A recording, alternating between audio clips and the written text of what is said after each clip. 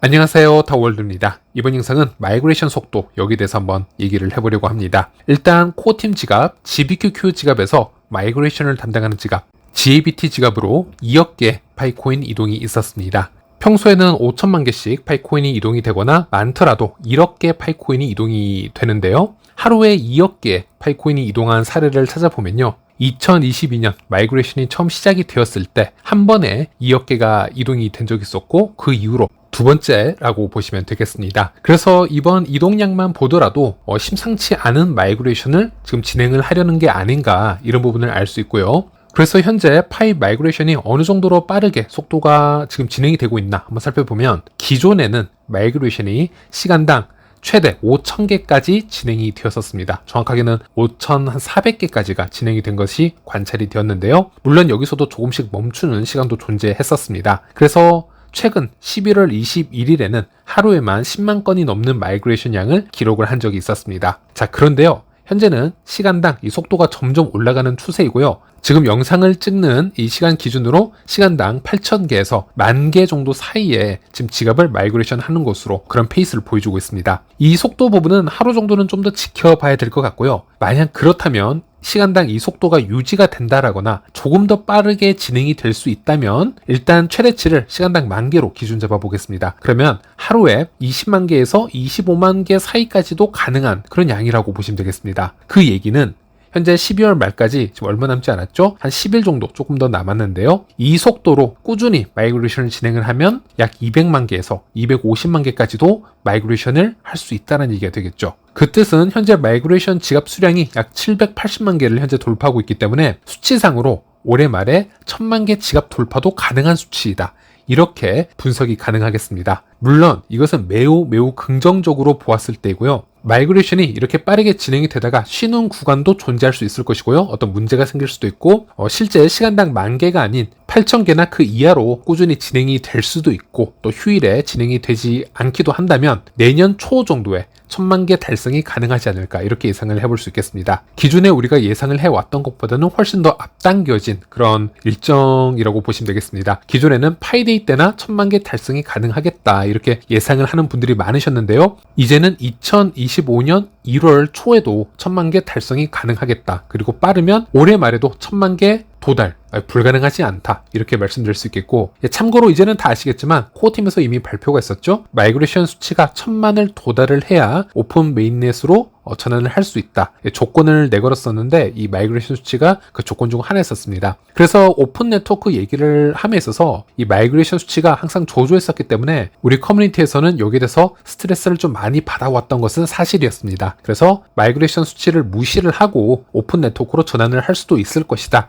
이제 이런 내러티브를 만들어 오기도 했었지만은 어쨌든 이런 부분도 커뮤니티에서 얘기를 했던 부분이기 때문에 모든 게 불확실성이 존재했었고요. 그리고 1,000만 개에 집착을 하다 보면요. 이 마이그레이션 속도가 빠르지 않았었기 때문에 결국 2025년 1분기 후반쯤 어디쯤에 도달을 하지 않을까 이런 현실적인 예상만 할 수 있었는데 자 오늘 마이그레이션 큰 변화가 생기면서 이제는 좀 더 다양한 예측을 할 수 있게 되었습니다. 그래서 정말 잘하면 올해 말에도 1,000만 개 도달 가능할 수도 있겠다. 그 얘기는 올해 말에 오픈 네트워크 전환도 불가능한 얘기는 아니다.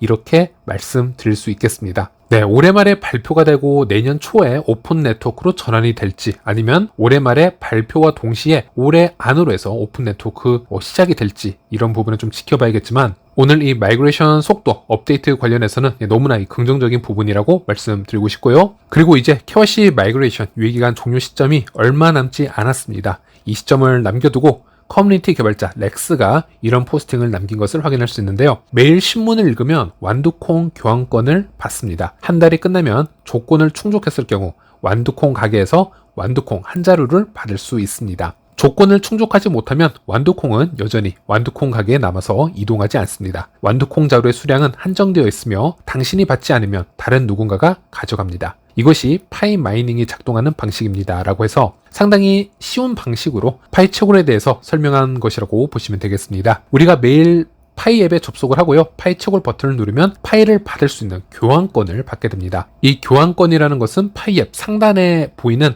파이 채굴량이 그것이 되겠죠. 그리고 노드 참여나 유틸리티 참여, 레퍼럴 모집 등 다양한 참여를 하게 되면 그 약속된 교환권의 양이 더 빠르게 상승하게 됩니다. 하지만 우리가 파이 앱의 체크리스트를 완료를 하지 못한다거나 QRC를 통과하지 못하게 되면요, 결국 그 교환권, 그 파일을 받지 못하게 되는 것입니다. 그리고 그 받지 못하는 파일은 그대로 650억 개 풀에 남아있게 될 것이고요. 다른 누군가가 그 KYC를 받게 되고 그 파일을 가져가게 되겠죠. 그리고 그 650억 개의 파일은 한정적이기 때문에 점점 바닥이 날 텐데요. 미래에는 더 이상 가져갈 파일도 없어지게 될 것입니다. 그래서 렉스가 이런 방식으로 파일 채굴 방식을 설명을 했다라고 보시면 되겠고, 그리고 현재 X의 분위기를 보면요, 12월 말로 향해 가면서 오픈 네트워크에 관한 이야기들이 이제 SNS에서 여기저기 쏟아져 나오고 있습니다. 한 예로 파이 해커톤 우승 앱인 워크포스풀 앱 개발자의 이 포스팅을 보면요, 오픈 네트워크가 앞으로 이런 방식으로 진행이 되어야 된다라는 여러 가지 조건을 나열한 부분이 있었습니다. 물론 개인적인 의견이지만 한번 여기에 대해서 살펴보도록 하겠고, 참고로 파이 뉴스 계정에서 이 부분을 잘 정리를 해서 올려놨기 때문에 한번 읽어보도록 하겠습니다. 파이 네트워크 오픈 네트워크에 관해서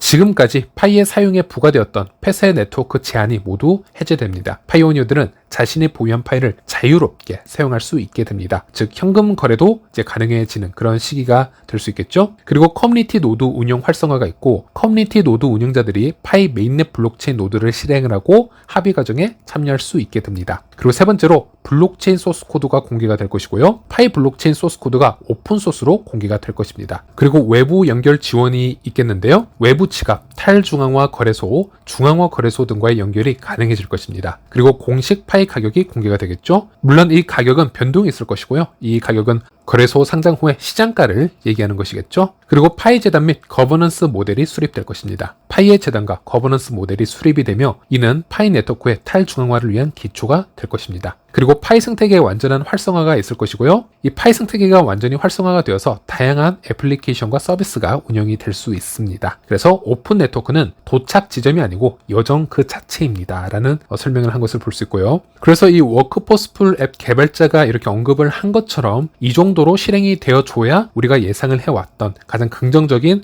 탈중앙화된 오픈 네트워크라고 할 수는 있겠습니다. 물론 개발자들의 대화 사이에서요, 우리가 종종 코어팀이 이 중에서 몇몇 제한을 두고 점진적인 오픈 네트워크가 나올 가능성도 있다, 지금 이런 얘기도 하고 있기 때문에 이 중에서 몇 가지가 완벽하지 않은 상태로 먼저 출시가 될지는 잘 모르겠습니다. 이 부분은 좀 더 기다려 봐야 되겠고, 저 역시 지금 나열된 7가지의 요소들은 가능한 모두 제대로 실행이 되기를 바라보겠습니다. 그리고 파이 앱에 잠시 업데이트가 있었습니다. 소소한 부분이지만 잠시 살펴보면요, 이전에는 파이 앱에서 비밀번호를 변경할 경우에는 문자, SMS로 인증 절차를 거쳐왔다면 미래에는 이메일로도 비밀번호를 변경할 수 있을 것으로 예상이 되어집니다. 현재 파이 앱의 업데이트된 설명문을 살펴보면요, 귀하의 파이 계정에 연결된 이메일 또는 전화번호를 사용해서 비밀번호를 재설정하세요라고 현재 설명이 되어 있는 것을 볼 수 있습니다. 이 부분은 예전과 바뀐 부분이고요. 그러니 미리 파이 앱에서 전화번호, 페이스북 연동 외에도 이메일 연동도 꼭 해두시길 바라겠습니다. 그리고 파이 앱에서 프로필란을 보면요, 얼마 전에 잠시 출시가 되었다가 다시 롤백이 된 기능이었죠. 본인 스스로 이 계정을 가짜 계정으로 신고하기 기능이 다시 보인 것을 확인할 수 있습니다. 이 부분은 본인이 중복 계정을 가지지 않는 이상 굳이 이 부분을 터치할 필요가 없겠습니다. 그리고 마지막으로 재미있는 X글이 있어서 한번 공유를 해드리겠습니다. 빌드온 스텔라 계정에서 이런 글이 올라왔는데요. 이 계정은 스텔라 전체 공식 계정이 아닌 스텔라 개발자들을 위한 공식 계정이라고 보시면 되겠습니다. 스텔라는 리플의 포커가 아니라 사촌과 같습니다. 같은 창업자이지만 다른 DNA를 가졌고요. 실제로 제드 맥켈럽이 이 리플과 스텔라 모두를 만들었죠. 그래서 스텔라는 리플과 다른 코드베이스를 가지고 있고 다른 임무를 가지고 있고 또 리플보다 더 저렴한 수수료를 가지고 있고 리플보다 더 탈중앙화가 되어 있다, 이렇게 설명을 하고 있습니다.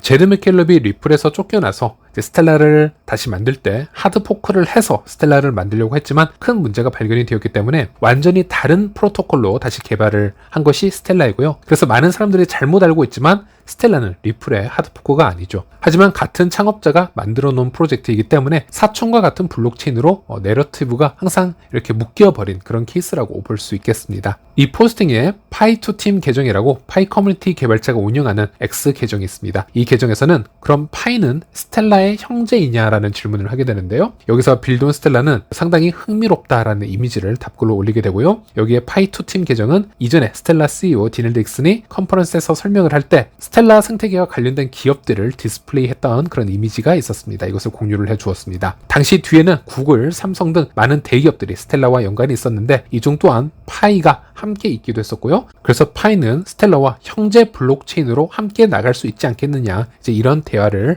살펴볼 수 있었습니다. 네, 그래서 오늘 영상은 속보에 가깝습니다. 마이그레이션 속도가 몇 시간 동안 1.5배에서 2배 정도 지금 다시 빨라졌다라는 부분에서 속보 형식으로 짧게 영상을 만들어 드렸고, 앞으로 좀 더 다양한 정보와 업데이트들을 살펴본 후에 다시 찾아뵙도록 하겠습니다. 영상이 도움이 되셨다면 구독과 좋아요 부탁드리겠고요. 오늘 영상 이렇게 시청해 주셔서 감사드립니다. 다음 영상에서 다시 찾아뵙도록 하겠습니다.